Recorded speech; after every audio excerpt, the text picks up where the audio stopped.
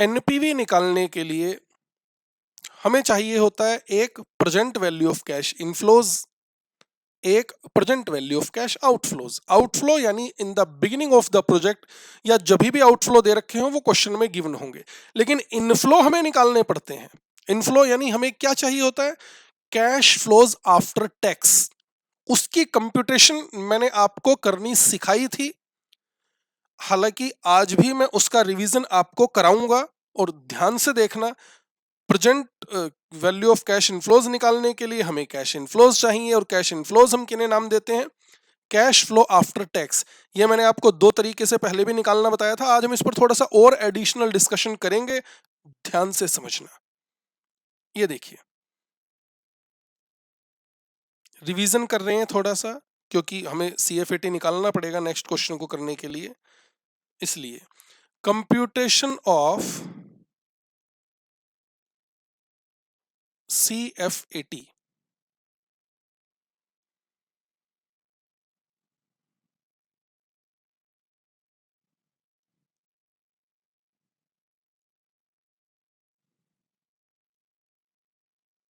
ध्यान से please,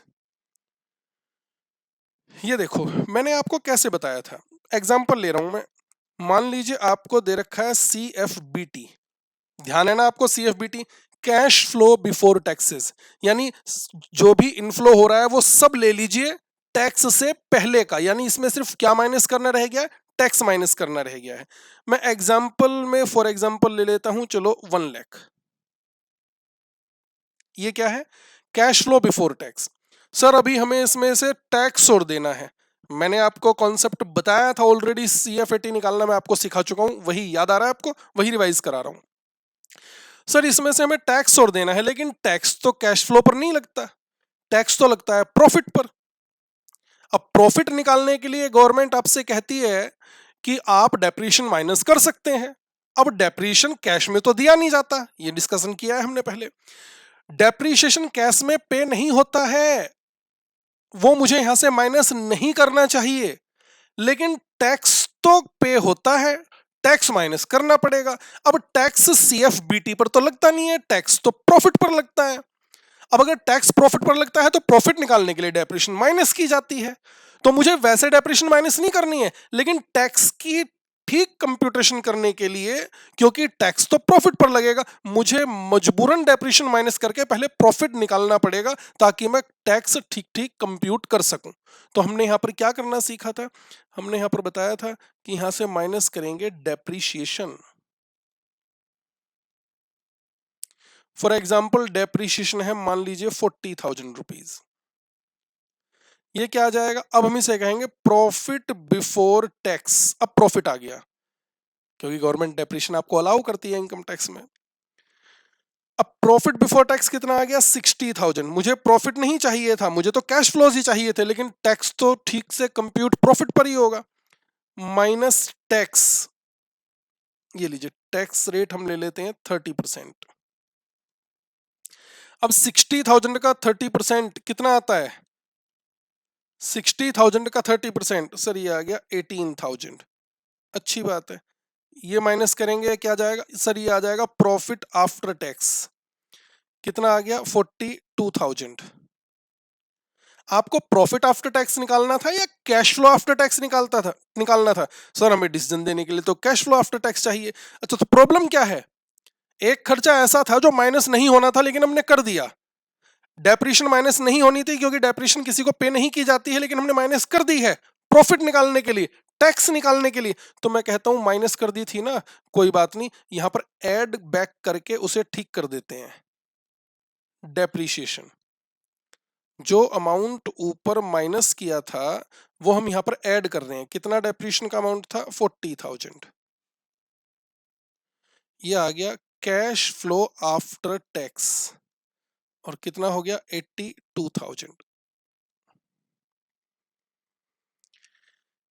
82,000 cash flow before tax में से हमें सिर्फ और सिर्फ टैक्स माइनस करना था, टैक्स निकालने के लिए प्रॉफिट निकालना पड़ा, प्रॉफिट निकालने के बाद टैक्स का अमाउंट आया फिर टैक्स माइनस करा तो प्रॉफिट आफ्टर टैक्स। अब हमने कहा कि डेप्रिसिएशन तो माइनस नहीं होना था, हमने ऐड करके ठीक कर दिया।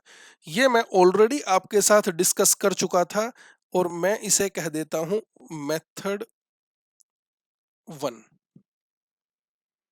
फिर मैंने आपको एक दूसरा तरीका भी बताया था। वो दूसरा तरीका क्या था? मैंने आपसे कहा था कि आपके पास अगर CFBT है, CFBT कितना था हमारे यहां पर, ये 1 लाख। मैंने आपसे कहा था कि इसमें से सिर्फ हमें टैक्स माइनस करना है, लेकिन टैक्स का अमाउंट निकालने के लिए प्रॉफिट निकालना पड़ता है। अब मैं आपसे कह रहा हूं टैक्स का अमाउंट वर्किंग नोट में कहीं और निकाल लेना। इतनी लंबी कंप्यूटेशन करने की क्या जरूरत है, हमें सिर्फ यहां से टैक्स माइनस करना था। ठीक ठीक, टैक्स की कंप्यूटेशन कर लो वर्किंग नोट में, उठा के यहां से माइनस कर दो, आ गया CFAT। भाई ये कैश फ्लो बिफोर टैक्स है, टैक्स माइनस कर देंगे, कैश फ्लो आफ्टर टैक्स आ जाएगा। तो मैंने क्या कहा, सीधा सीधा क्यों ना टैक्स ही माइनस कर दें। अच्छा, यहां पर मैं परसेंटेज इस 1 लाख का 30% मत ले लेना, क्योंकि टैक्स लगेगा प्रॉफिट पर, ये तो कैश फ्लो है। तो मैं इसे यहां से उठा रहा हूं। ये देखो, ये हमने निकाल तो रखा है, वर्किंग नोट में अलग से क्या निकालेंगे। सर हमारा टैक्स का अमाउंट है 18,000, तो सीधा सीधा CFBT में से ये 18,000 माइनस कर देंगे तो ये डायरेक्ट ही आ जाएगा CFAT। अब 1 लाख में से 18,000 माइनस करेंगे तो कितना आ गया, ये आ गया 82,000। तो 82,000 ही तो था। क्लियर है? एक मेथड हमने पूरी लंबी कंप्यूटेशन की, पहले प्रॉफिट निकाला, फिर टैक्स निकाला, फिर डेप्रिसिएशन को उसमें ऐड बैक किया तो CFAT निकाला। फिर मैंने कहा दूसरा तरीका आपके पास यह है कि आपने CFBT निकाल रखा है, अलग से कंप्यूट करके वर्किंग नोट में कंप्यूट करके, मेन आंसर का ही पार्ट होगा ये भी वर्किंग नोट, अलग से कंप्यूटेशन करके टैक्स का अमाउंट सीधा CFBT में से माइनस कर दो, CFAT आ जाएगा। ये मेथड भी मैं आपके साथ पहले ही डिस्कस कर चुका था। कर चुके थे ना हम ये। अब देखना मैं क्या करने वाला हूं। Method 3, method 3। अब देखना थर्ड मेथड से कंप्यूटेशन कैसे करूंगा मैं।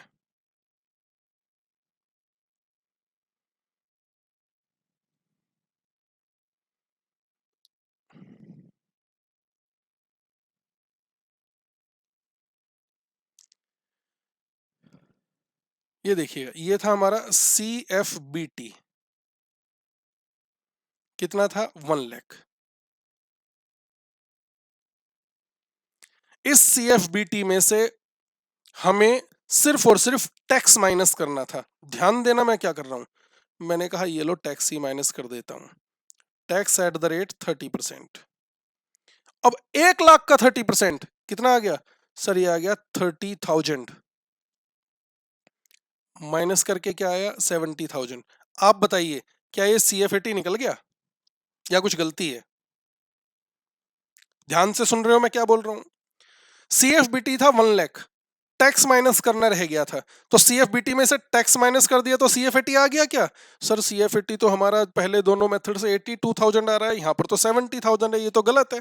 आप मुझे बताएंगे क्या गलती है?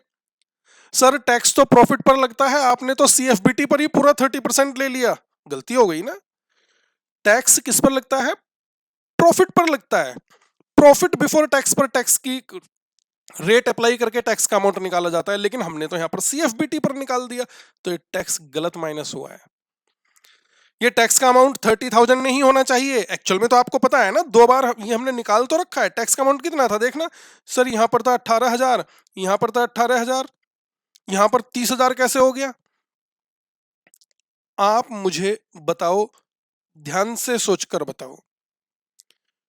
टैक्स का अमाउंट गलत हो गया इस थर्ड मेथड में, कितना अमाउंट ज्यादा आ रहा है? सर अगर 18,000 था, यहां पर 30,000 टैक्स आपने माइनस कर दिया, तो 12,000 ज्यादा माइनस कर दिया है। एक बात बताइए, मैं बार बार एक ही बात कह रहा हूं, टैक्स लगना चाहिए प्रॉफिट पर, हमने लगा दिया CFBT पर, तो प्रॉफिट और CFBT में डिफरेंस क्या होता है?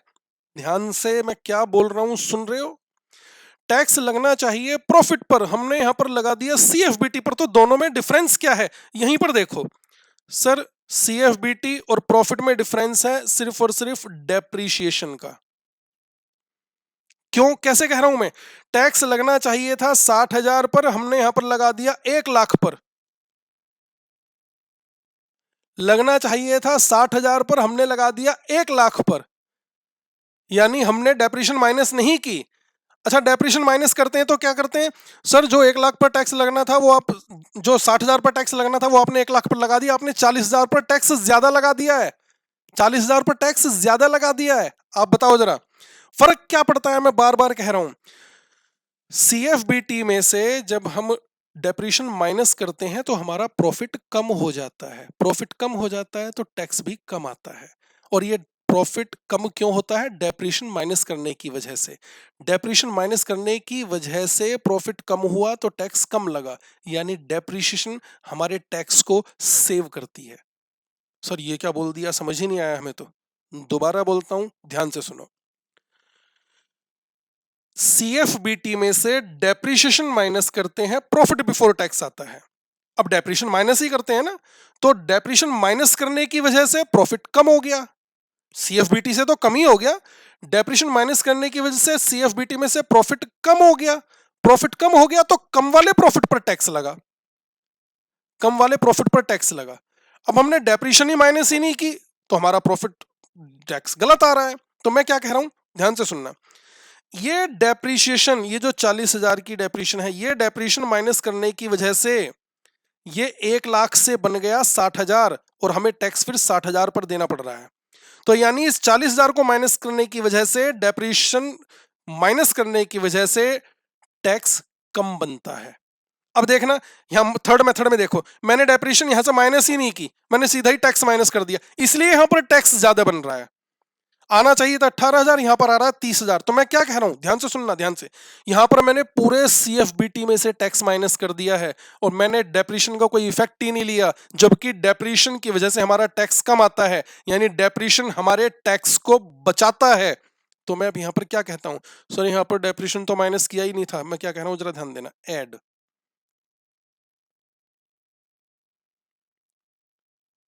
Tax saving on depreciation.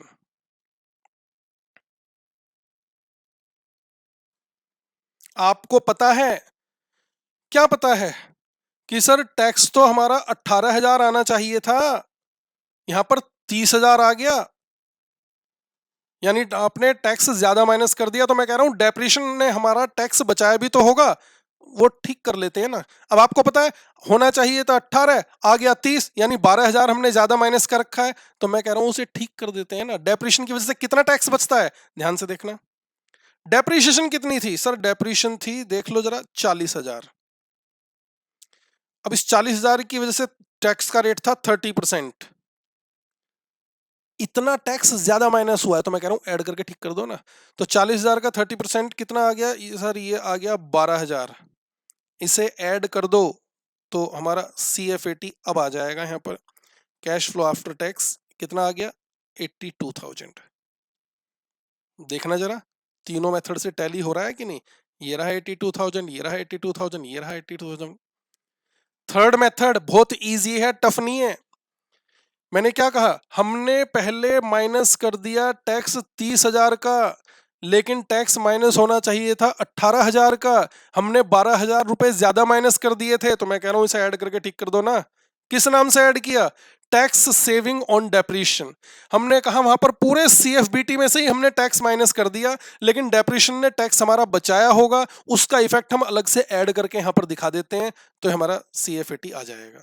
ये लो, CFAT निकालने के तीन तीन मेथड हो गए हैं। एक पूरा फुल फ्लेज कंप्यूटेशन कर लो, दूसरा CFBT में से डायरेक्ट करेक्ट टैक्स का अमाउंट माइनस करके डायरेक्ट ही CFAT निकल जाएगा।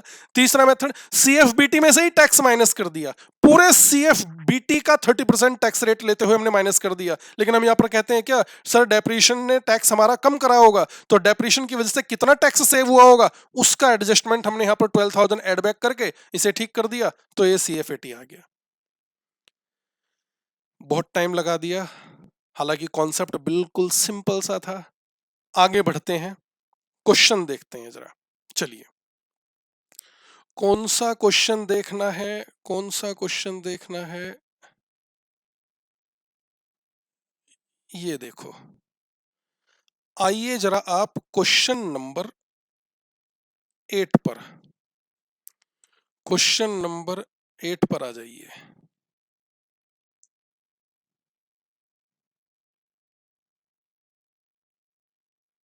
ये देखिएगा और क्वेश्चन को प्लीज ध्यान से पढ़िएगा। इंपॉर्टेंट क्वेश्चन लिख लीजिए यहां पर इस क्वेश्चन को और पढ़ेंगे बिल्कुल ध्यान से, वरना गलती करोगे। ध्यान से पढ़ना। Batek limited, a manufacturer of computers, exam में आया हुआ क्वेश्चन है, ध्यान रखना। बाटेक लिमिटेड कह रहे हैं कंप्यूटर मैन्युफैक्चरर है, ठीक है।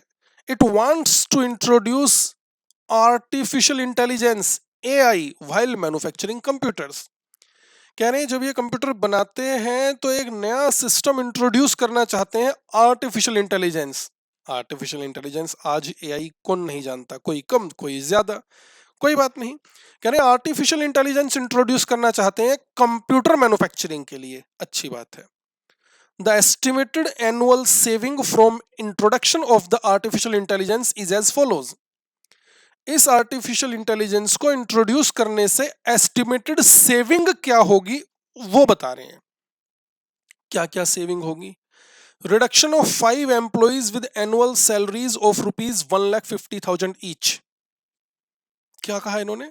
5 एम्प्लॉइज विद एनुअल सैलरीज, कह रहे हैं 5 एम्प्लॉई हैं, हर एम्प्लॉई को 1.5 लाख रुपए दिए जाते हैं, ये बच जाएंगे, अच्छी बात है। Reduction of 1,50,000 in production delays caused by inventory problem. कह रहे हैं इन्वेंट्री प्रॉब्लम की वजह से, प्रोडक्शन डिले की वजह से कॉस्ट आती थी 1,50,000 की, उसमें भी रिडक्शन होगी, ठीक है, ये भी सेविंग हो गई। Reduction in lost sales of ₹1,25,000 per annum, हर साल लॉस्ट सेल्स में रिडक्शन होगी 1,25,000 की, सारी ही सेविंग बता रहे हैं, ठीक है। Fourth point, gain due to timely billing ₹1,00,000 per annum, timely billing की वजह से 1,00,000 पर एनम का गेन अलग से होगा। तो सारे के सारे ही एआई को इंट्रोड्यूस करने से होने वाले बेनिफिट बता रखे हैं, अच्छी बात है। आगे बढ़े। The purchase price of the system for installation of artificial intelligence is ₹10 lakh and installation cost is ₹50,000। इस आर्टिफिशियल इंटेलिजेंस के लिए जो सिस्टम इंस्टॉल करना है 10 लाख रुपए वो आर्टिफिशियल इंटेलिजेंस की कॉस्ट आएगी, ठीक है, और 50,000 रुपए उसके इंस्टॉलेशन पर खर्च होंगे, अच्छी बात है। 80% of the purchase price will be paid in the year of purchase and remaining will be paid in the next year. जरा ध्यान से, परचेज प्राइस क्या था? 10 lakh. Installation cost purchase price थोड़ी ना है, परचेज प्राइस था 10 लाख। कह रहे हैं इस परचेज प्राइस का 80% तो स्टार्टिंग में ही दे देना है। क्या लिखा था? 80% of the purchase price will be paid in the year of purchase, जब खरीदा तभी पे करना पड़ेगा, यानी in the beginning, zero period पर, and the remaining will be paid in the next year, और बाकी का 20% नेक्स्ट ईयर में देना पड़ेगा। तो 10 लाख का 80% कितना आता है? सर 10 लाख का 80% 8 लाख हो गया। 8 लाख रुपए जीरो पीरियड पर खर्च होंगे, बाकी के रिमेनिंग 20% यानी 2 लाख रुपए नेक्स्ट ईयर यानी ईयर 1 के एंड पर देने हैं। और इंस्टॉलेशन कॉस्ट बताना कब देनी है? जब आज ही मशीन खरीद लिया, एआई खरीद लिया सिस्टम, तो उसे इंस्टॉल तो आज ही करेंगे ना, जब उससे कंप्यूटर मैन्युफैक्चरिंग करनी है हमें, तो ये 50,000 जीरो पीरियड पर खर्च होंगे। टाइम का ध्यान रख रहे हो। टोटल 10.5 लाख रुपए हैं। 10.5 लाख रुपए कैसे कहा मैंने? 10 लाख का परचेज प्राइस है और 50,000 इंस्टॉलेशन कॉस्ट है। उस 10 लाख में से 8 लाख जीरो पीरियड पर, 2 लाख ईयर 1 पर, और इंस्टॉलेशन कॉस्ट जीरो पीरियड पर, ठीक है। The estimated life of the system is 5 years. इस एआई सिस्टम की जो एस्टिमेटेड लाइफ है वो 5 साल है। And it will be depreciated for income tax purposes on a straight line basis. Income tax purpose के लिए भी इसे डेप्रिशिएट किया जाएगा स्ट्रेट लाइन मेथड से। अभी तो हम डिस्कस करके आए हैं, डेप्रिशिएशन का कोई लेना देना नहीं है, लेकिन टैक्स निकालने के लिए डेप्रिशिएशन का लेना देना है, तो वही चीज तो लिखी है इन्होंने। कह रहे हैं इनकम टैक्स पर्पज के लिए जब आप इनकम टैक्स से कंप्यूट करेंगे तो स्ट्रेट लाइन मेथड से ही डेप्रिशिएशन कंप्यूट कर लीजिएगा, अच्छी बात है। However the operation of the new system requires 2 computer specialist with annual salaries of ₹2,50,000 per annum. कह रहे हैं हालांकि इस नए सिस्टम को ऑपरेट करने के लिए 2 कंप्यूटर स्पेशलिस्ट की जरूरत पड़ेगी और उन दोनों की एनुअल सैलरी दोनों को 2.5 लाख देना पड़ेगा। यानी ये भी क्या है, आउटफ्लो है। नए सिस्टम की वजह से ऊपर पहले 4 पॉइंट में इन्होंने हमें सेविंग क्या होगी वो बताया। नेक्स्ट पैराग्राफ में फिर इन्होंने उस एआई सिस्टम की कॉस्ट बताई और अब एनुअल कॉस्ट बता रहे हैं, हर साल 2.5 लाख 2 स्पेशलिस्ट कंप्यूटर स्पेशलिस्ट को पे करना है। ठीक है। In addition to above, annual maintenance and operating cost for 5 years are as below. कह रहे हैं ऊपर जो भी बातें की हैं उनसे अलग इस एआई सिस्टम की annual maintenance and operating cost आएगी 5 साल तक, वो नीचे बता रखी है। फर्स्ट ईयर पर 1 lakh, second year 90,000, third year की 80,000, फोर्थ ईयर की 70,000, फिफ्थ ईयर की 60,000, हर साल 10,000 रुपए खर्च होते जा रहे हैं। ये पहली कॉस्ट ऐसी है जो इन्होंने हमें हर साल की अलग अलग अलग अलग अलग बताई है। अभी तक जितनी भी सेविंग बताई थी, पर एनम बताई थी, हर साल सेम अमाउंट रहेगा। कंप्यूटर स्पेशलिस्ट की जो सैलरी बताई वो भी 2.5 लाख रुपए हर साल सेम रहेगी। लेकिन ये पहली कॉस्ट इन्होंने ऐसी है, मेंटेनेंस एंड ऑपरेटिंग कॉस्ट, जिन्होंने हर साल का अमाउंट अलग कर दिया। ठीक है। अब हर साल का अमाउंट अलग हो गया तो हर साल के CFAT अलग आएंगे। अगर ये भी ये सेम ही बना देते तो क्वेश्चन बहुत सिंपल हो जाता हमारा। आगे पढ़िए। Maintenance and operating cost are payable in advance. ये एक और प्रॉब्लम डाल दी। कह रहे हैं maintenance and operating cost advance में जाएगी। अब आज अगर जीरो पीरियड की आप बात कर रहे हैं तो जो पहले साल की मेंटेनेंस कॉस्ट होगी वो ईयर 1 के एंड पे नहीं, ईयर 1 के बिगिनिंग पे यानी जीरो पीरियड पर देनी है। ये तो बड़ी प्रॉब्लम वाली बात है। प्रॉब्लम वाली बात कैसे है वो आप समझ पा रहे हैं? भाई आउटफ्लो कब होगा? जीरो पीरियड पर। ठीक है। और जब प्रॉफिट निकालेंगे तो प्रॉफिट ईयर एंड पे निकलेगा। प्रॉफिट निकालने क्यों निकालना पड़ता है? टैक्स निकालने के लिए। प्रॉफिट तो ईयर एंड पे निकलेगा। अच्छा, प्रॉफिट ईयर एंड पे निकलेगा, पेमेंट स्टार्टिंग में हो गई मेंटेनेंस कॉस्ट की, लेकिन प्रॉफिट हम निकालेंगे एंड पे, टैक्स हम निकालेंगे एंड पे। ये वाली प्रॉब्लम आएगी। कैसे आएगी जब डिस्कस करेंगे तब पता चलेगा आपको। आगे बढ़िए। The companies tax rate is 30% and it's required rate of return is 15%। अच्छी बात है, टैक्स रेट दे दिया 30% का और रिक्वायर्ड रिटर्न यानी प्रेजेंट वैल्यू फैक्टर के लिए डिस्काउंटिंग करने के लिए जो इन्होंने हमें इंटरेस्ट रेट दिया है वो दिया है 15% का। गिवन पीवी फैक्टर इन्होंने हमें दे रखे हैं, present value interest factor at the rate 15%, 1 2 3 4 5 years के दे दिए हैं। Required assess the net present value of the project. इस प्रोजेक्ट की एनपीवी निकाल कर बताइए। ठीक है, निकाल लेंगे। Second, advise whether the company should introduce artificial intelligence. क्या कंपनी को आर्टिफिशियल इंटेलिजेंस इंट्रोड्यूस करना चाहिए या नहीं, ये हमसे मांगा है। चलिए स्टार्ट करते हैं। एनपीवी कैसे निकाली जाती है? हमें present value of cash outflows चाहिए होंगे, present value of cash inflows चाहिए होंगे।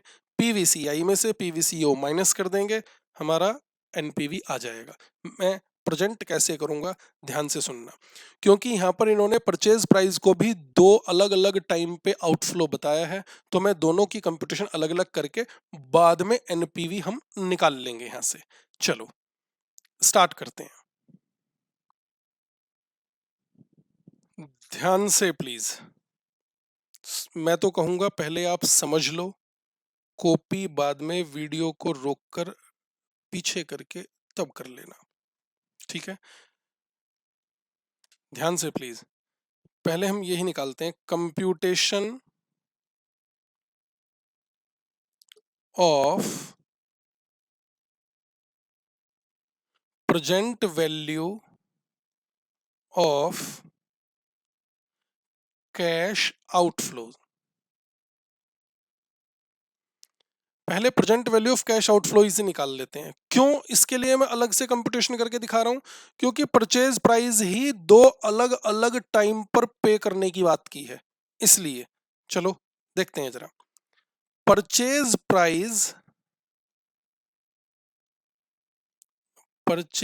प्राइस ऑफ एआई कितना? 80% जीरो पीरियड पर है। 10 लाख का 80%, 8 लाख। मैं पहले लिख देता हूं, ये देखिए यहां पर पहले मैं लिखूंगा टाइम, किस टाइम पर आउटफ्लो होगा, present value factor @15%, amount and present value.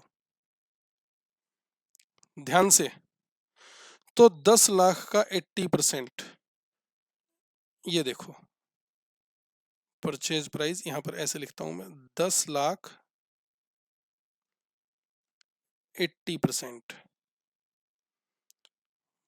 दोबारा से लिखूंगा परचेज प्राइस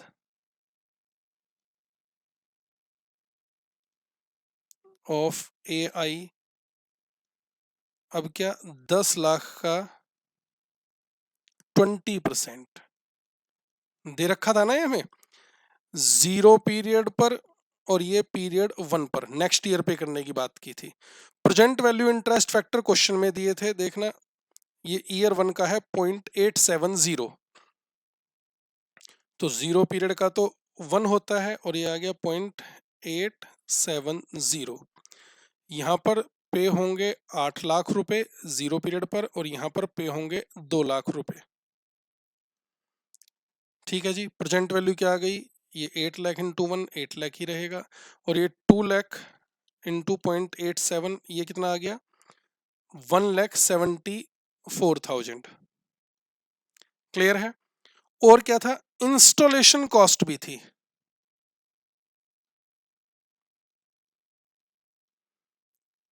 इंस्टॉलेशन कॉस्ट आज ही खर्च होगी 0 पीरियड पर, प्रेजेंट वैल्यू फैक्टर 1, कितने रुपए दिए थे 50,000 रुपए।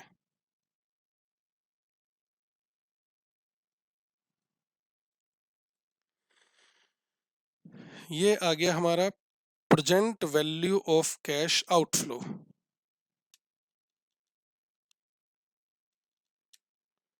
₹10,24,000।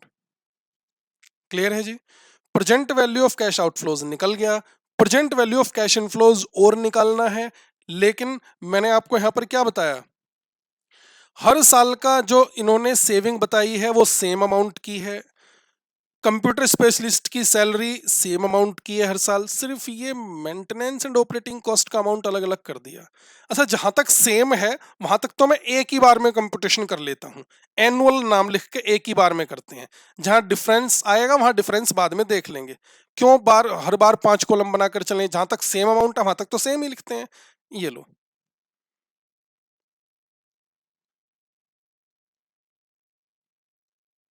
कंप्यूटेशन ऑफ एनुअल इनफ्लो, ध्यान से, कंप्यूटेशन ऑफ एनुअल इनफ्लो या सेविंग कह लो, सेविंग लिखा था इन्होंने, बिफोर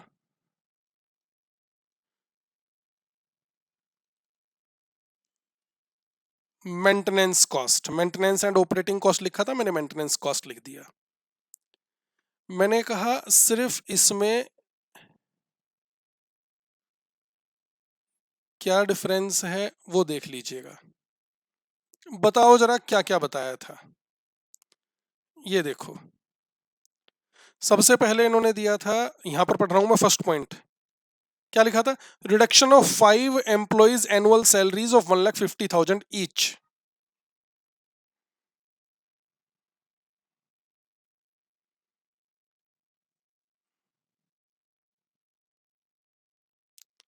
रिडक्शन ऑफ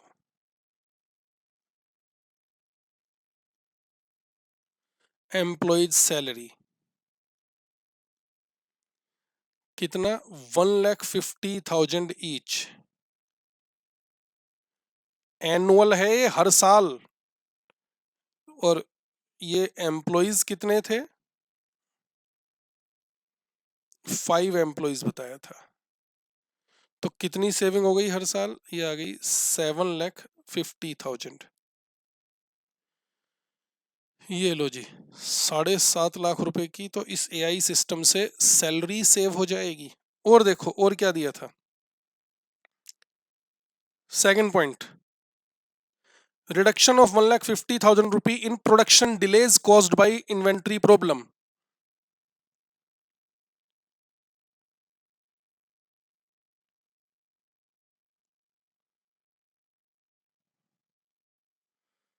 रिडक्शन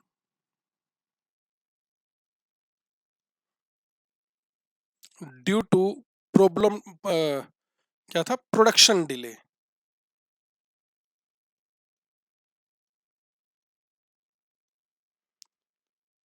$1,50,000। और देखिए third point, reduction in lost sales 1,25,000 per annum, ये भी पर एनम है, हर चीज पर एनम चल रही है, ध्यान रखना। 1,25,000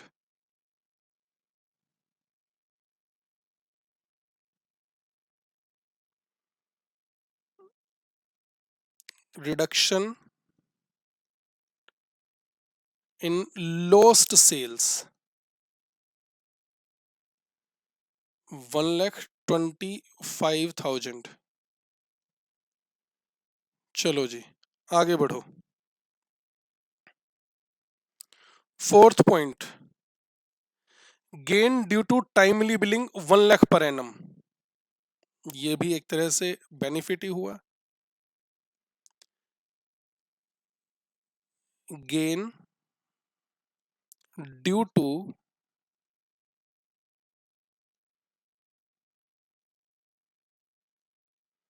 टाइमली बिलिंग 1 लाख। और पढ़िए आगे। फिर इसके बाद क्या था, the purchase price of the system for installation of artificial intelligence is 10 lakh and installation cost is 50,000। ये हम ट्रीटमेंट कर ही चुके हैं आउटफ्लो में लेकर। 80% of the purchase price will be paid in the year of purchase and the remaining will be paid in the next year। कर लिया है हमने ये। आगे देखो, the estimated life of the system is 5 years and it will be depreciated for income tax purposes on a straight line basis। ध्यान से, 5 साल स्ट्रेट लाइन मेथड से हम डेप्रिशिएशन ले सकते हैं, इनकम टैक्स डिपार्टमेंट अलाउ करेगा हमें। However, the operation of the new system requires 2 computer specialists with annual salaries of 2,50,000 per annum। हर साल 2,50,000 रुपए वाले 2 एम्प्लॉइज कंप्यूटर स्पेशलिस्ट, तो उनकी सैलरी तो माइनस करनी पड़ेगी ना, देना पड़ेगा अब इस न्यू सिस्टम को इंस्टॉल करने की वजह से। पहले इसे ऐड करके लिख दें, ये कितना आ गया, 7,50,000 plus 1,50,000 plus 1,25,000 plus 1 lakh, 11,25,000 less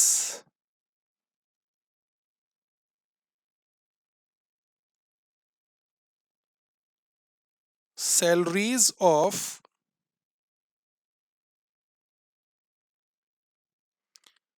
computer specialist. कितनी सैलरी बताई थी, 2,50,000 पर एनम। कितने कंप्यूटर स्पेशलिस्ट हैं, 2, ये कितना आ गया, 5 लाख।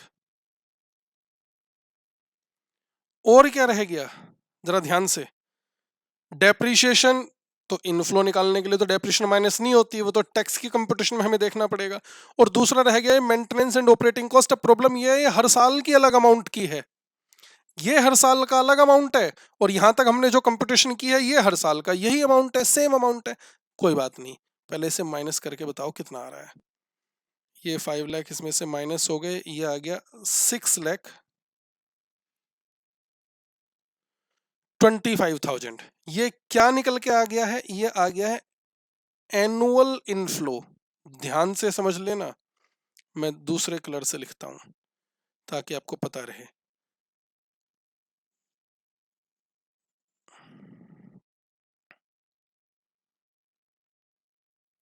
एनुअल इनफ्लो है ये, लेकिन इसमें से क्या क्या चीजें माइनस होनी बाकी है अभी, मेंटेनेंस एंड ऑपरेटिंग कॉस्ट और टैक्स, 2 चीजें माइनस होनी बाकी है। तो मैं यहां पर लिख देता हूं एनुअल इनफ्लो बिफोर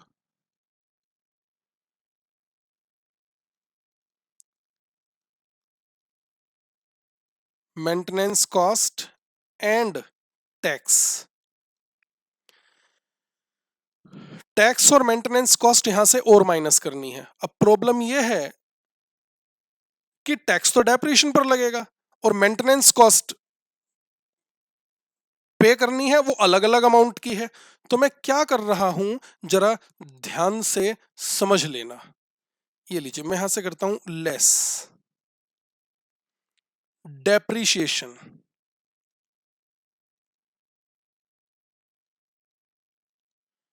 ध्यान से समझ लेना। 10 लाख का एआई जो परचेज प्राइस दिया था, 50,000 उसकी इंस्टॉलेशन पर खर्च हो जाएंगे, तो टोटल कितना हो गया? 10.5 लाख। लाइफ दे रखी है सिस्टम की 5 साल, हर साल सेम अमाउंट का डेप्रिशिएशन इन्होंने बोला है स्ट्रेट लाइन मेथड से। तो कितना आ रहा है ये? सर ये हमारा आ रहा है 2,10,000। माइनस करके बताओ जरा कितना आ गया? 6,25,000 माइनस 2,10,000, ये आ गया 4,15,000। ध्यान से सुनते रहना। अब मैं इसमें से माइनस, टैक्स निकालने के लिए मैंने पहले डेप्रिसिएशन माइनस की, less tax at the rate. Tax का रेट क्या दिया था क्वेश्चन में, देखकर बताना जरा। ये रहा, टैक्स रेट था 30%, वो यहां पर लिख देते हैं। टैक्स एट द रेट 30%, तो कितना आ गया? 4,15,000 का 30%, ये निकल के आया 1,24,500। माइनस कर देते हैं इसे।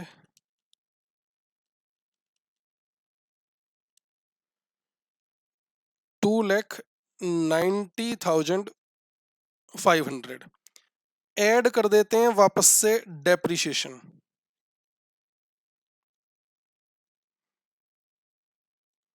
कितनी कंप्यूट की थी ऊपर डेप्रिसिएशन? 2,10,000। कितना आ गया ये? 5,05,000। ये क्या है जरा ध्यान से? ये आ गया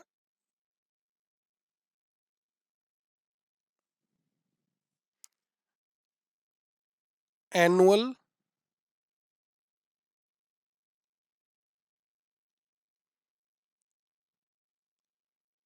cash inflows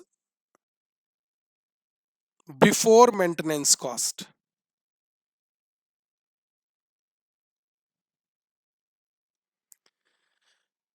annual cash inflows before maintenance cost. ध्यान से सुनना, मेरी बात को ध्यान से सुनना।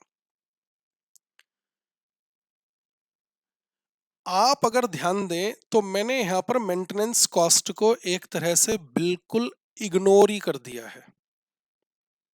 मैंने मेंटेनेंस कॉस्ट बिना माइनस किए ही प्रॉफिट निकाल दिया। मैंने मेंटेनेंस कॉस्ट बिना माइनस किए ही टैक्स कैसे निकाल दिया? क्या मेंटेनेंस कॉस्ट जब हम माइनस करेंगे तो मेरा प्रॉफिट कम नहीं होगा क्या? मेंटेनेंस कॉस्ट माइनस करेंगे तो प्रॉफिट कम होगा, और प्रॉफिट कम होगा तो टैक्स भी कम लगेगा, और टैक्स कम लगेगा तो मैंने तो मेंटेनेंस कॉस्ट बिना माइनस करे ही टैक्स निकाल दिया है, ये 30%। ये तो टैक्स भी एक अमाउंट भी गलत है। ध्यान से सुनो मैं क्या कह रहा हूं, आप अगर मेरी बात को लिंक कर पा रहे हो तो। डेप्रिसिएशन मैंने माइनस की, डेप्रिसिएशन मैंने माइनस की, टैक्स मैंने माइनस किया, डेप्रिसिएशन का इफेक्ट ठीक कर दिया, डेप्रिसिएशन को वापस ऐड बैक कर दिया, वो ठीक है। प्रॉब्लम कहां रह गई? Maintenance cost per. Maintenance cost की क्या प्रॉब्लम है, सोचो वो जरा। मेंटेनेंस कॉस्ट मैंने माइनस ही नहीं की। मैंने क्यों माइनस नहीं की? क्योंकि मैंने कहा हर साल का अमाउंट अलग अलग है, जितना एक ही बार में कंप्यूटेशन एक ही कॉलम में कर सकते हैं पहले वो कर लेते हैं, जो हर साल का अलग अमाउंट होगा उसे बाद में देख लेंगे। यही तो मैंने कहा आपसे। अब मैं क्या कह रहा हूं, मैंने कहा मेंटेनेंस कॉस्ट भी अगर हमने यहां पर माइनस की होती तो मेरा प्रॉफिट और कम हो गया होता। प्रॉफिट और कम हुआ होता तो टैक्स और कम होता, और टैक्स अगर कम होता तो फिर तो इसका मतलब ये टैक्स हमने ज्यादा माइनस किया हुआ है, ये टैक्स की ठीक कंप्यूटेशन है ही नहीं। ये बात समझ आ रही है? गलती रह गई। जैसे अभी इस क्वेश्चन को कराने से पहले मैंने आपको सीएफएटी निकालने का थर्ड मेथड बताया, तो मैं आपसे, आपने ध्यान दिया, मैं बिल्कुल वैसी ही बात कर रहा था वहां पर भी। मैंने आपसे कहा था, हमने कौन से मेथड की बात कर रहा हूं, ये देखो, ये रहा, ये थर्ड मेथड। मैंने आपसे कहा था कि हमने सीएफबीटी पर इस पर ही सीधा 30% टैक्स दे दिया, हमने यहां से डेप्रिसिएशन माइनस नहीं किया। अगर डेप्रिसिएशन माइनस किया होता तो प्रॉफिट कम होता, प्रॉफिट कम होता तो टैक्स भी कम होता, यानी ये टैक्स गलत था। अब इसी तरह की बात मैं यहां पर जो डेप्रिसिएशन की मैंने बात की थी, डेप्रिसिएशन तो मैंने ठीक किया यहां पर, लेकिन यहां पर मैंने माइनस नहीं की मेंटेनेंस कॉस्ट। अब मैं क्या कह रहा हूं यहां पर, अगर मेंटेनेंस कॉस्ट भी माइनस की होती तो ध्यान देना, मेंटेनेंस कॉस्ट भी अगर मैंने माइनस की होती तो ये जो प्रॉफिट यहां पर दिख रहा है ना आपको, ये 4,15,000, इसका 30% टैक्स निकाला है ना हमने, ये जो निकाला है। अगर इस 4,15,000 में से हर साल की मेंटेनेंस कॉस्ट भी माइनस हो जाए, हर साल की मेंटेनेंस कॉस्ट भी माइनस हो जाए, तो ये प्रॉफिट 4,15,000 से भी कम आएगा। और अगर प्रॉफिट कम आएगा तो उस पर टैक्स भी कम लगेगा। इसका मतलब ये टैक्स का अमाउंट ठीक नहीं है। तो सर वो अलग अलग करो ना, आपने क्यों एक साथ माइनस कर दिया? क्योंकि मैंने आपसे कहा जहां तक लास्ट तक कंप्यूटेशन कर लेते हैं, जहां तक एक ही कॉलम में काम चल सकता है वहां तक कर लेते हैं, उसके बाद उसे ठीक कर देंगे। तो आप जरा ध्यान दो, मेंटेनेंस कॉस्ट माइनस होनी चाहिए थी, मेंटेनेंस कॉस्ट माइनस होनी चाहिए थी। प्रॉब्लम क्या है वो समझना। मेंटेनेंस कॉस्ट पे की जाएगी जीरो पीरियड पर। ध्यान से सुनो मैं क्या कह रहा हूं, क्योंकि मेंटेनेंस कॉस्ट को पे करने की बात इन्होंने की है एडवांस में पे करनी है। अब मेंटेनेंस कॉस्ट साल के स्टार्टिंग में माइनस की जाएगी और प्रॉफिट साल के एंड पे निकलेगा, और प्रॉफिट साल के एंड पे, अब पे जब जीरो पीरियड पर होगी तो पे करने के लिए तो सोचो प्रेजेंट वैल्यू फैक्टर अलग हो गए ना। फर्स्ट ईयर की मेंटेनेंस कॉस्ट कब देनी है? फर्स्ट ईयर के बिगिनिंग में, यानी जीरो पीरियड पर। तो जीरो पीरियड का तो प्रेजेंट वैल्यू फैक्टर 1 हो गया ना। और टैक्स कब देना है? टैक्स देना है एट द ईयर एंड, और टैक्स के माइनस करने के लिए प्रेजेंट वैल्यू फैक्टर अलग हो गया ना। इसलिए मुझे यहां पर अलग अलग कंप्यूटेशन करके दिखानी पड़ी है। ध्यान से सुनना मेरी बात को, ध्यान से सुनना, ध्यान से सुनना। सर इसमें से मेंटेनेंस कॉस्ट और माइनस होनी चाहिए, बिल्कुल होनी चाहिए। अब देखो मैं क्या करने वाला हूं, ध्यान से। कंप्यूटेशन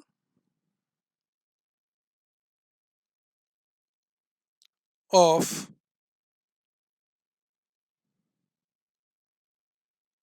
मेंटेनेंस कॉस्ट आउटफ्लो, और ब्रैकेट में लिखा हूं मैं net of tax. Computation of maintenance cost outflow net of tax. ध्यान से सुनना पड़ेगा आपको।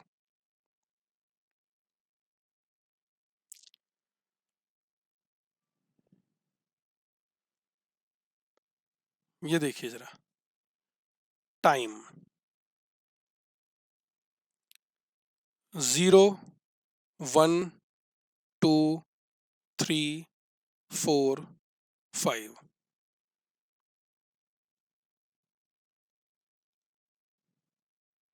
मेंटेनेंस कॉस्ट बताओ कब पे करनी है?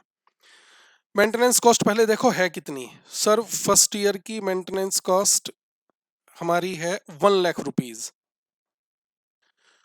फर्स्ट ईयर की मेंटेनेंस कॉस्ट है 1,00,000, सेकंड ईयर की 90,000, 80,000, 70,000, 60,000। चलो, अब फर्स्ट ईयर की मेंटेनेंस कॉस्ट 1,00,000 है, लेकिन पे कब करनी है? फर्स्ट ईयर के स्टार्टिंग में, यानी फर्स्ट ईयर का स्टार्टिंग यानी जीरो पीरियड पर। तो पहले साल की मेंटेनेंस कॉस्ट जो पे की जाएगी 1,00,000, वो जीरो पीरियड पर की जाएगी। सारा खेल है यहां पर प्रेजेंट वैल्यू फैक्टर लेने का, ये मेन प्रॉब्लम है। इसलिए मैंने मेंटेनेंस कॉस्ट को वहां पर उसका ट्रीटमेंट नहीं करके दिखाया। सेकंड ईयर की मेंटेनेंस कॉस्ट कब देनी है? सेकंड ईयर के बिगिनिंग में। अब सेकंड ईयर का बिगिनिंग कहो या फर्स्ट ईयर का एंड कहो, बात तो एक ही है। सेकंड ईयर की कितनी थी? 90,000। 10,000 रुपए कम कर रहे थे ना ये, 90,000। थर्ड ईयर की यहां पर पे की जाएगी 80,000। फोर्थ ईयर की यहां पर पे की जाएगी 70,000। फिफ्थ ईयर की यहां पर पे की जाएगी 60,000। अब यहां पर लास्ट में और मत ले लेना, यहां पर कुछ नहीं पे होगा भाई। पांचवें साल की फिफ्थ ईयर के बिगिनिंग में ही पे कर दी ना, फिफ्थ ईयर के बिगिनिंग यानी फोर्थ ईयर के एंड पर। अब ध्यान से सोचो जरा, इतना आउटफ्लो होगा। मैं आपसे क्या कह रहा हूं, जरा ध्यान से सोचो। यहां पर जो हमने कंप्यूटेशन की है, यहां पर ही अगर हम मेंटेनेंस कॉस्ट माइनस कर देते तो हमारा प्रॉफिट कम आता। प्रॉफिट कम आता तो टैक्स कम लगता, यानी हमारी मेंटेनेंस कॉस्ट टैक्स को बचाती। ध्यान से सोचो मैं क्या कह रहा हूं। हमारी मेंटेनेंस कॉस्ट टैक्स को बचाती, जैसे मैं पहले कह रहा था कि डेप्रिशिएशन टैक्स को सेव करती है, तो मैंने डेप्रिशिएशन टैक्स को सेव करती है, तो मैंने आपको बताया था ना, टैक्स सेविंग ऑन डेप्रिशिएशन यहां पर हमने कर लिया था। तो जरा ध्यान दो, यानी अब हमने पूरा का पूरा टैक्स माइनस कर दिया, हमने मेंटेनेंस कॉस्ट को माइनस नहीं किया। तो मैं कह रहा हूं लेकिन जब मेंटेनेंस कॉस्ट पे होगी, प्रॉफिट निकालते समय माइनस की जाएगी, तो ये टैक्स को बचाएगी। तो मैं अब यहां पर क्या कह रहा हूं, यहां पर मैं कह रहा हूं टैक्स सेविंग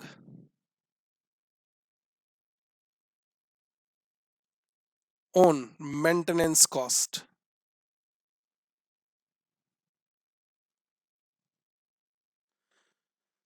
टैक्स सेविंग ध्यान से देख लेना, ये है कॉस्ट, जो मैंने ऊपर लिखा है ये क्या है, ये है कॉस्ट, और ये है सेविंग। तो मुझे क्या करना पड़ेगा, ये माइनस करना पड़ेगा यहां से। कितना परसेंट टैक्स रेट था, 30%। मैं क्या कह रहा हूं जरा ध्यान से सुनना, फर्स्ट ईयर के प्रॉफिट निकालते समय 1 लाख रुपए की मेंटेनेंस कॉस्ट माइनस हो जाती। 1 लाख रुपए की मेंटेनेंस कॉस्ट माइनस होती, कहने का मतलब क्या है, 1 लाख रुपए से प्रॉफिट कम होता, 1 लाख रुपए से प्रॉफिट कम होता तो 30% टैक्स बचता। कितना टैक्स बचता, 30%। 1 लाख का 30% कितना सर, 1 लाख का 30% बचता 30,000 रुपए। ये टैक्स का बेनिफिट कम मिलता, टैक्स दिया जाता है ईयर के एंड पे, ना कि बिगिनिंग में। तो इस जो 1 लाख रुपए हैं ये, इसकी जो टैक्स सेविंग का बेनिफिट आता वो आता ईयर 1 के एंड पे, यानी कितना, 30,000। ध्यान से समझ में आ रहा है क्या, ये जो 90,000 है, इसका टैक्स सेविंग का इफेक्ट ईयर 2 के एंड पे आता। अब 90,000 का 30% कितना, 27,000। इस तरह इस 80,000 का, क्योंकि ये ध्यान से समझ रहे हैं आप, जो जीरो पीरियड का है वो पीरियड 1 में क्यों ले रहा हूं मैं, ये फर्स्ट ईयर की मेंटेनेंस कॉस्ट थी, तो इसका जो टैक्स बचेगा वो तो फर्स्ट ईयर के एंड पे बचेगा ना, प्रॉफिट तो फर्स्ट ईयर के एंड पे कंप्यूट हो रहा है। सेकंड ईयर की मेंटेनेंस कॉस्ट 90,000 थी और सेकंड ईयर के एंड पे ले लिया। थर्ड ईयर की मेंटेनेंस कॉस्ट 80,000 थी, थर्ड ईयर के एंड पे कितना आ गया, 24,000। फिर 70,000 का 21,000 और 60,000 का 18,000। ये मेन कॉन्सेप्ट है इस क्वेश्चन के अंदर। हालांकि हम बहुत डिटेल में इस तरह का कॉन्सेप्ट आगे भी डिस्कस करेंगे जब हम चैप्टर करेंगे, कॉन्सेप्ट करेंगे लीजिंग डिसीजन का। यह प्रॉब्लम थी, इस मेंटेनेंस कॉस्ट और टैक्स सेविंग की वजह से मैं आपको यहां पर ये सारी कंप्यूटेशन अलग अलग करके नहीं दिखा पाया। मैंने यहां पर इसलिए मेंटेनेंस कॉस्ट माइनस नहीं की क्योंकि पीरियड अलग अलग होगा। जब मैं present value of cash inflows निकालूंगा तो मेंटेनेंस कॉस्ट जाएगी जीरो पीरियड पर और उसका टैक्स का बेनिफिट मिलेगा ईयर एंड पर।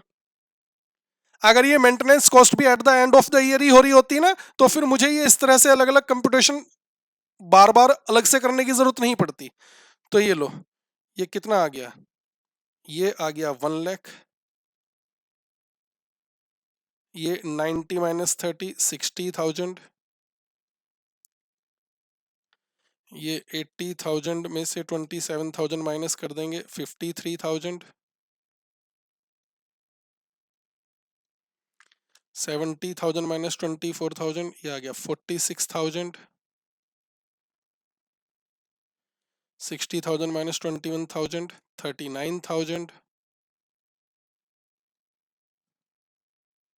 और लास्ट में ये 18,000। ध्यान से, ये निगेटिव, क्लियर है ना, ये इनफ्लो हो रहा है।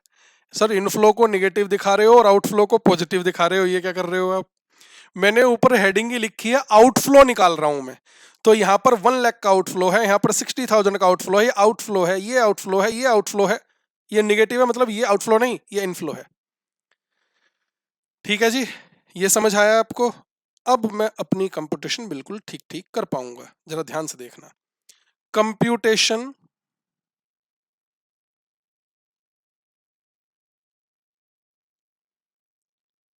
ऑफ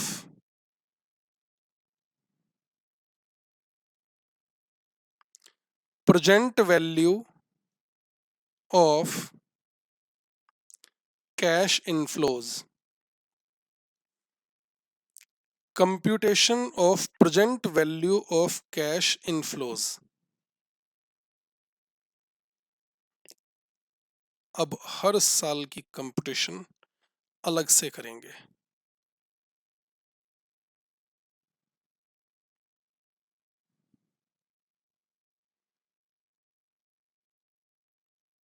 टाइम, जीरो पीरियड, अब जीरो भी लेकर चलना पड़ रहा है मुझे।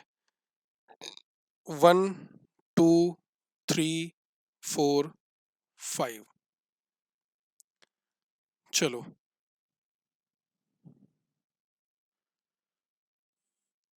क्या था हमारा यहाँ पर,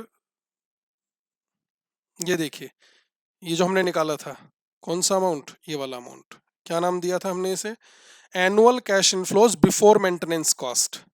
ये लीजिए,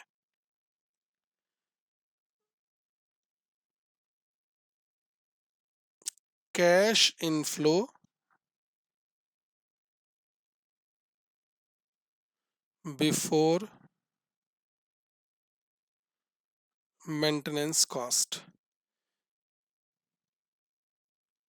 कितनी है, जीरो में मत लिख देना। 5,05,100 फर्स्ट ईयर, सेकंड ईयर में 5,05,100, ये 5,05,100, 5,05,100, 5,05,100। इसमें से क्या माइनस होने रह गया था, maintenance cost. Sir maintenance cost की वजह से टैक्स का इफेक्ट पड़ता, वो मैंने पहले ही नेट ऑफ कर लिया यहाँ पर, तो मैं यहाँ पर लिख देता हूँ maintenance cost outflow, maintenance cost outflow net of tax. Tax का इफेक्ट भी हम इसमें ऑलरेडी कंसीडर कर चुके हैं, ये हर साल का हमने अलग अलग निकाला है, जरा ध्यान देना। अब ईयर 10 में क्या लिखूंगा मैं, 1 लाख, ये क्या है, ये आउटफ्लो है, माइनस करना है हमें। ईयर, पीरियड 0 पे हमने 1 लाख ले लिया, पीरियड 1 पे 60,000, ये 53,000, 46,000, 39,000, और ये आउटफ्लो नहीं, ये तो इनफ्लो है, ब्रैकेट में 18,000। ठीक है जी, अब यहां पर लिखते हैं हम कैश इनफ्लोज। अब नेट कैश इनफ्लोज आ गए हमारे, या हम जिसे अब इसे कह सकते हैं CF80। तो बताना जरा, अब यहां पर तो कुछ था ही नहीं, इस जीरो में से 1 लाख माइनस करेंगे तो क्या आएगा, नेगेटिव आएगा 1 लाख। करो जरा माइनस, 5,05,100 में से 60,000 माइनस किया, ये कितना आ गया, 4,40,500। अब नेट इनफ्लो आ रहे हैं ना, मेंटेनेंस कॉस्ट का नेट इफेक्ट लेते हुए हम काम कर रहे हैं। 4,47,500,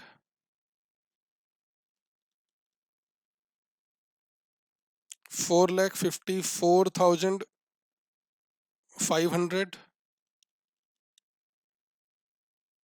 4,61,500, और ये तो प्लस हो जाएगा क्योंकि तो पहले ही नेगेटिव है, 5,18,500। अब ये है गई हमारे CF80 यानी कैश फ्लो आफ्टर टैक्स। यहीं पर लिख दूं मैं, ये लो present value factor at the rate 15%। ये क्वेश्चन में हमें दिए थे, जीरो पीरियड का तो प्रेजेंट वैल्यू फैक्टर 1 होता है, ये 0.870, देखो सब दे रखा था हमें, ये कहाँ है, ये देखिए, ये 756,658,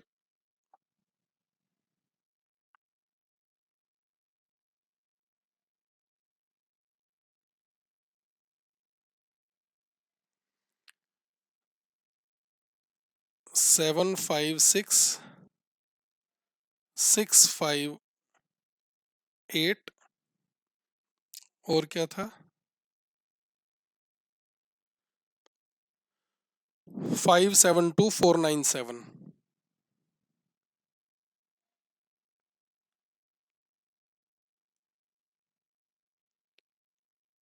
5,72,497। कैश इनफ्लो में ये मल्टीप्लाई करेंगे तो हमारा ये आ जाएगा present value of cash inflow. ये -1 लाख,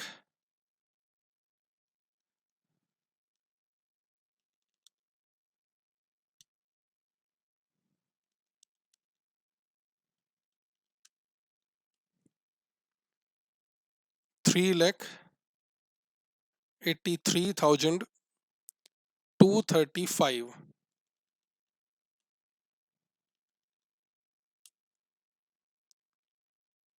3,38,310. Next,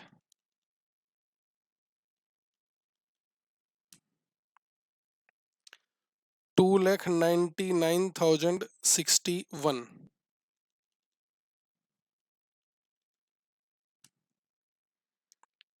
2,63,978,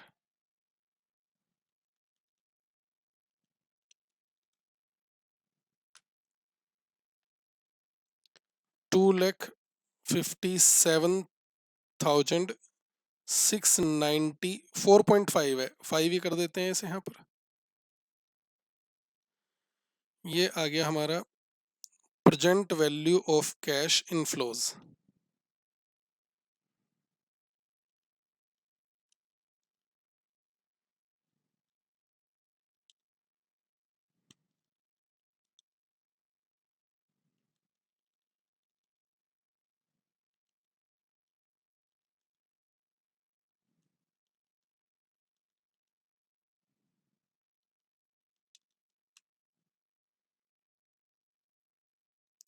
$14,42,279। सैलवेज वैल्यू कुछ इसकी दे ही नहीं रखी थी कि हाँ eight the end of its life ये एआई कितने का बिकेगा, तो वो टर्मिनल वैल्यू तो कुछ है ही नहीं। पीवीसीआई हमारा निकल गया, पीवीसीओ हमारा निकल गया, अब हम क्या निकाल देंगे, एनपीवी निकाल सकते हैं। चलो ये लो जी, नेट प्रेजेंट वैल्यू एनपीवी कैसे निकलता है, present value of cash inflow minus present value of cash outflow. 14,42,279 minus present value of cash outflow क्या था हमारा, ये रहा 10,24,000, 10,24,000। एनपीवी क्या आ गई, 4,18,279, 4,18,279। चेक करना जरा आंसर, यही था क्या आंसर, ये देखिए 4,18,279। रिक्वायरमेंट में क्या क्या मांगा था इन्होंने हमसे, assess the NPV of the project, यानी फर्स्ट रिक्वायरमेंट तो हमारी हो गई, फर्स्ट रिक्वायरमेंट तो हमने यहीं से स्टार्ट की थी। और सेकंड रिक्वायरमेंट क्या थी, advise whether the company should introduce artificial intelligence और नोट। अब पॉजिटिव एनपीवी आ रही है तो कमेंट नहीं लिख सकते हो आप, ये लो लिख देते हैं,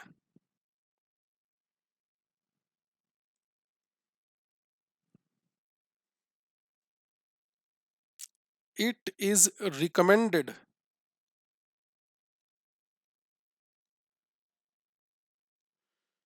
टू इंट्रोड्यूस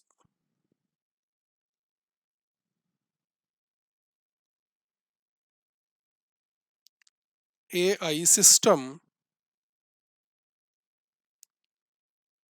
due to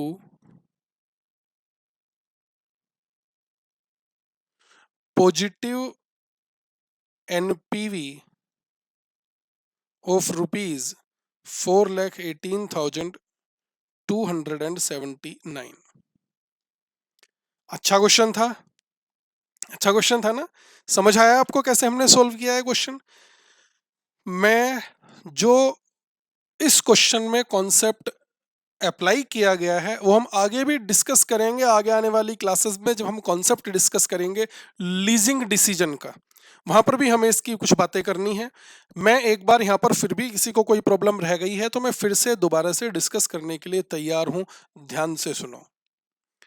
इस क्वेश्चन में प्रॉब्लम ये है, आपको यहाँ पर प्रेजेंट वैल्यू फैक्टर जब हमने लिए हैं तो यहाँ पर आपको थोड़ी सी बात समझ में आई भी होगी कि सर ये 1 लाख रुपीज जो है, ये जो 1 लाख रुपीज है ये साल के बिगिनिंग में जाएगा, प्रॉफिट साल के एंड पे निकलेगा, तो टैक्स का अमाउंट तो प्रॉफिट एंड पे आएगा ना। आप समझो, एक्चुअल में आउटफ्लो हो रहा है जीरो पीरियड पर, लेकिन टैक्स निकल रहा है ईयर एंड पर। अच्छा, टैक्स ईयर एंड पर निकल रहा है तो मुझे तो ईयर 1 के उसमें से 1 लाख माइनस करने पड़ेंगे ना, लेकिन यहां पर मुझे जीरो पर माइनस करने पड़ रहे हैं। ये प्रॉब्लम है क्वेश्चन में। यानी कॉस्ट पे की जा रही है जीरो पीरियड पर और उसकी टैक्स सेविंग हो रही है ईयर एंड पर। यह प्रॉब्लम है इस क्वेश्चन में। टैक्स सेविंग समझ आया आपको? मैंने बार बार आपसे कहा कि हमें टैक्स देने से पहले मेंटेनेंस कॉस्ट माइनस करनी चाहिए, मेंटेनेंस कॉस्ट माइनस करनी चाहिए। मेंटेनेंस कॉस्ट माइनस करेंगे तो प्रॉफिट कमाएगा, प्रॉफिट कमाएगा तो टैक्स कम लगेगा, लेकिन हमने ऊपर बिना मेंटेनेंस कॉस्ट माइनस किए ही सीधा ही टैक्स लिख दिया था।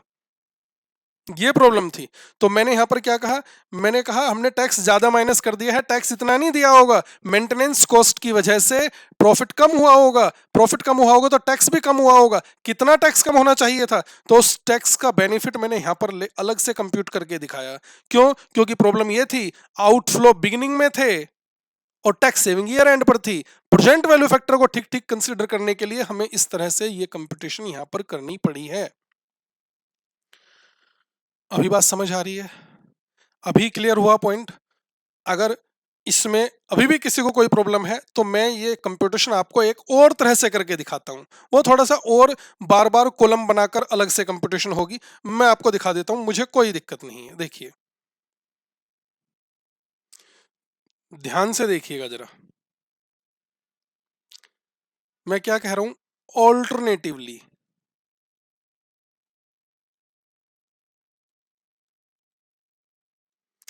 मैं और किस तरह से इसे प्रेजेंट कर सकता था वो देखते हैं। पहले मैं समझा देता हूं आपको, आप कॉपी बाद में कर लीजिएगा प्लीज, ध्यान से समझना।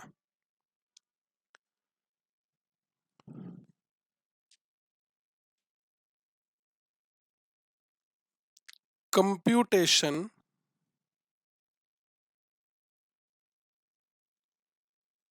Of CF80।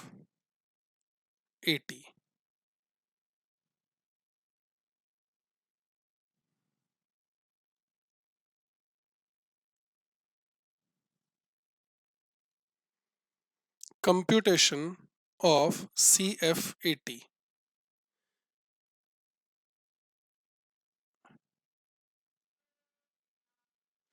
cash inflows before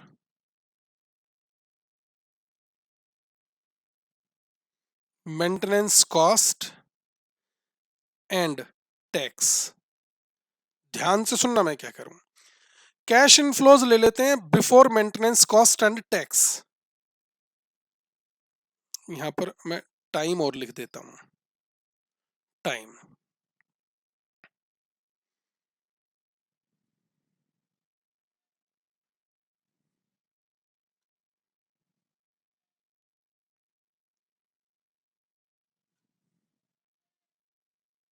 ये लीजिए, zero period 1 2 3 4 5, cash inflows before maintenance cost and tax. Maintenance cost और टैक्स से पहले का इनफ्लो बता दो। चलो यहां से देखो जरा, कहीं पर लिखा था हमने, हाँ देखो ये रहा, जरा ध्यान से देखना मैं कहां पर बात कर रहा हूं। ये देखिए, ये मैंने डिफरेंट कलर के पेन से लिखा था, ये देखो, annual inflow before maintenance cost and tax. यहां तक तो किसी को कोई प्रॉब्लम थी ही नहीं, हर साल सेम अमाउंट था, कितना, 6,25,000 का। क्या था ये? Annual inflow before maintenance cost and tax.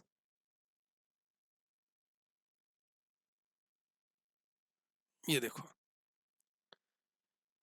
6,25,000।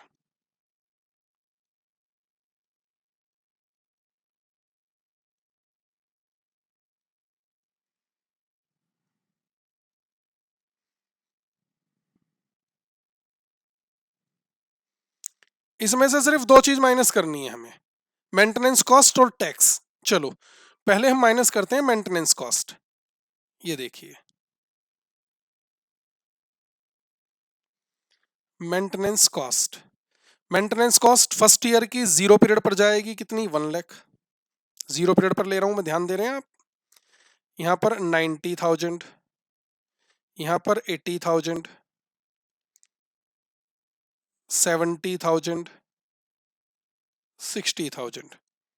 ये मेंटेनेंस कॉस्ट में माइनस कर दूंगा। और क्या माइनस करना पड़ेगा, अब बस मुझे इसमें से टैक्स और माइनस करना पड़ेगा। ध्यान से पढ़ लेना, बार बार बोल रहा हूं। ये मैंने कैश इनफ्लोज उठाए हैं बिफोर, क्या माइनस करने से पहले, मेंटेनेंस कॉस्ट माइनस करने से पहले और टैक्स माइनस करने से पहले। दो चीजें माइनस करनी थी। यहां पर मैंने मेंटेनेंस कॉस्ट लिख दी, अब टैक्स और लिख रहा हूं। अब टैक्स तो इस पर लग ही नहीं सकता, टैक्स के लिए तो मुझे प्रॉफिट निकालना पड़ेगा। टैक्स की कंप्यूटेशन में और थोड़ी सी प्रॉब्लम है।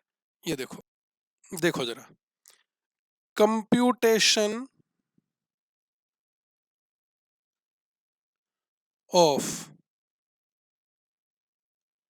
Tax, computation of tax.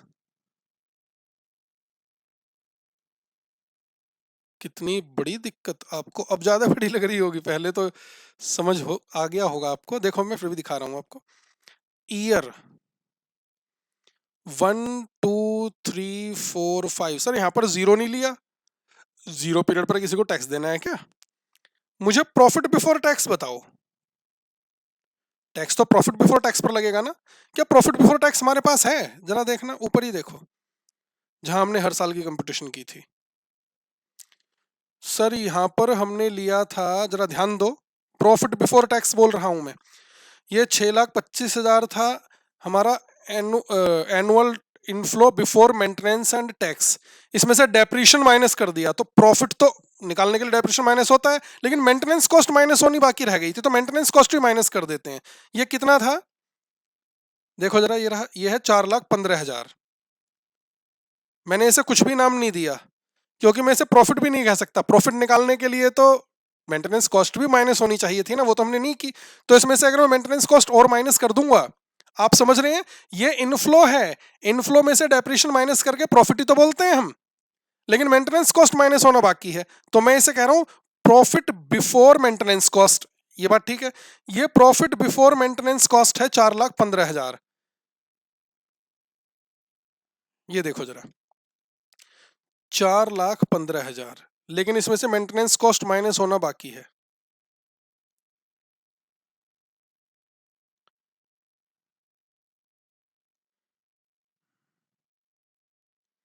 Minus maintenance cost minus होना बाकी है। फर्स्ट ईयर की मेंटेनेंस कॉस्ट कितनी थी, 1 लाख। सेकंड ईयर की 90,000, थर्ड ईयर की 80,000, फोर्थ ईयर की 70,000 और फिफ्थ ईयर की 60,000। सर यहां पर आपने 1 लाख ईयर वन में माइनस किया है, तो ईयर जीरो में लेना चाहिए था। बेटे वो हम आउटफ्लो निकाल रहे थे, कैश जा कब रहा है, अब हम निकाल रहे हैं टैक्स। ये जो जीरो पीरियड पर गया था, किस साल का खर्चा है? खर्चा तो ईयर वन का ही था। प्रॉफिट निकालते समय माइनस तो ईयर वन में से ही होगा, खर्चों में से। इन आउटफ्लो का मतलब अलग है, जेब से कब चला गया, लेकिन प्रॉफिट को निकालते समय किस साल के खर्चे में से माइनस होगा, वो तो ईयर वन में से ही माइनस होगा ना। एडवांस में चला गया था, इसलिए मुझे अलग ले जाना पड़ा वहां पर, क्योंकि सारा खेल प्रेजेंट वैल्यू फैक्टर का था। ये प्रॉब्लम है इस क्वेश्चन में। आप देखो, जब हम आउटफ्लो निकाल रहे हैं, जब हम कैश फ्लो निकालने की बात कर रहे हैं, जब हम कैश फ्लो निकालने की बात कर रहे हैं, तो जीरो पीरियड में लेकर चलना पड़ रहा है, क्योंकि मुझे प्रेजेंट वैल्यू फैक्टर कैसे निकालना पड़ेगा फिर? प्रेजेंट वैल्यू फैक्टर तो जीरो के लिए निकालूंगा ना मैं, तो मुझे तो present value of cash inflow निकालना है ना, प्रेजेंट वैल्यू ऑफ टैक्स थोड़ी ना निकालना है, प्रेजेंट वैल्यू ऑफ प्रॉफिट थोड़ी ना निकालना है। और जब प्रॉफिट निकालने की बारी आएगी, तो इसे ईयर वन में लेना पड़ेगा। अब अलग अलग कैसे कंसीडर करें, इसलिए हमने वहां पर डायरेक्ट कंप्यूट करके बताया। चलो ये कितना आ गया बता सकते हो जरा? अब तो प्रॉफिट बिफोर टैक्स आएगा ना, क्लियर कट। बताओ जरा कितना आया प्रॉफिट बिफोर टैक्स? ये आ गया 3,15,000, 3,25,000, 3,35,000, 3,45,000 एंड 3,55,000। अब ये प्रॉफिट बिफोर टैक्स है, लगा दो इस पर टैक्स एट द रेट 30% का, इसी पर निकालो अब डायरेक्ट। सर ये है 94,500, 97,500, 1,05,000,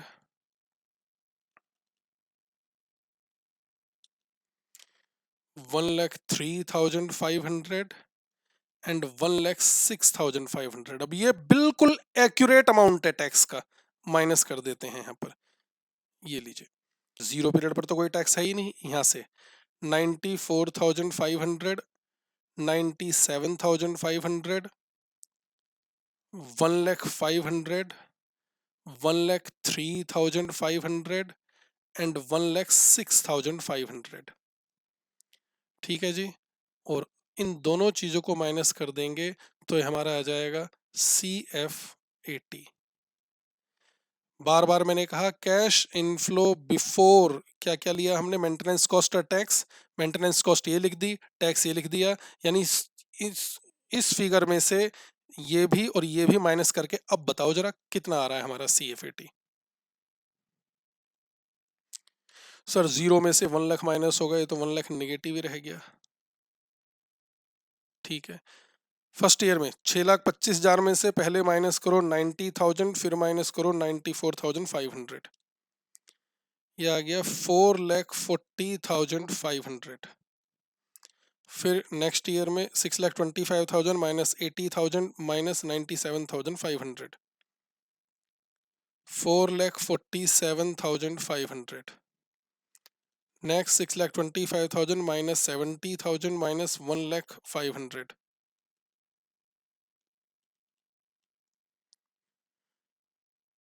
4,54,500। नेक्स्ट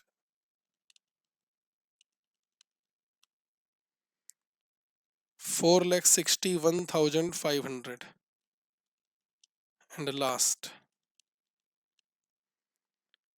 5,18,500। अब तो बिल्कुल ठीक ठीक कंप्यूट किया है ना मैंने, आपको समझ आ रहा है?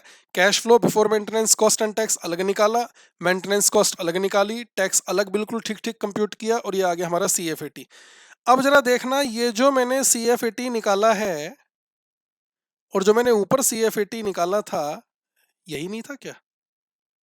देखना जरा, ये रहा हमारा CF80, कहाँ गया? ये रहा कैश इनफ्लोज, ये रहा CF80 निगेटिव 1 लाख, 440,500, 447,500। ये सारी फिगर्स आप चेक करो और बताओ क्या यही सारी फिगर्स नहीं है?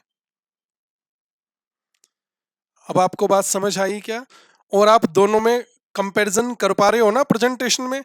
मैंने वहां पर एक ही स्टेटमेंट में यहीं पर सारी कंप्यूटेशन आपको करके दिखा दी कि भाई पेमेंट कब होगी और उसकी टैक्स सेविंग कब होगी, नेट इफेक्ट लेकर डाल दिया। आपको दिखाई दे रहा है? और देखो मैं आपको दिखा भी सकता हूं, जरा ध्यान दो, मैंने आपसे कहा था क्या? जरा ध्यान से सुनना, क्वेश्चन तो हो चुका था पहले ही, मैं तो आपसे कुछ एडिशनल डिस्कशन कर रहा हूं। हमने हर साल ये टैक्स माइनस किया था, हर साल ये टैक्स माइनस किया था, हर साल ये टैक्स माइनस किया था। 5 के 5 सालों में हमने यही 1,24,500 माइनस किया था। लेकिन एक्चुअल में टैक्स कितना बन रहा था? एक्चुअल की टैक्स कंपटीशन तो ये आ रही है, और मैं आपसे यही तो कह रहा था कि हमने वो ज्यादा माइनस कर दिया है, मेंटेनेंस कॉस्ट की वजह से टैक्स कम लगेगा, हमने ज्यादा माइनस कर दिया है, ज्यादा माइनस कर दिया है। बताना कितना ज्यादा माइनस कर दिया है? कितना था वो? 1,24,500। जरा ध्यान दो, अब फर्स्ट ईयर में टैक्स आना चाहिए था इतना और हमने वहां पर लिया 1,24,500। बताना कितना ज्यादा लिया? 1,24,500 हमने वहां से माइनस किया था, जबकि माइनस होना चाहिए था 94,500। कितना डिफरेंस है? 30,000 का डिफरेंस है। सेकंड ईयर में वहां पर भी हमने 1,24,500 ही माइनस किया था, लेकिन माइनस होना कितना चाहिए था? ये 97,500। 97,500 तो कितना ज्यादा माइनस कर दिया था? सर 27,000 ज्यादा टैक्स माइनस हो गया था। ये 30,000 पहले साल में टैक्स ज्यादा माइनस हो गया था, ये 27,000 दूसरे साल में टैक्स ज्यादा माइनस हो गया था। तो इसलिए तो हमने कहा था इनकी टैक्स सेविंग ले लेते हैं। देखो ये रही, ये पहले साल की 30,000, ये वही तो टैक्स सेविंग है जो ज्यादा माइनस हो गई थी, यहाँ पर ठीक कर दी। ये 27,000 वही तो है, वहां पर ज्यादा माइनस हो गई थी, यहाँ पर ठीक कर दी। बहुत डिस्कशन हो चुका है, बस इसे इतना ही रखते हैं।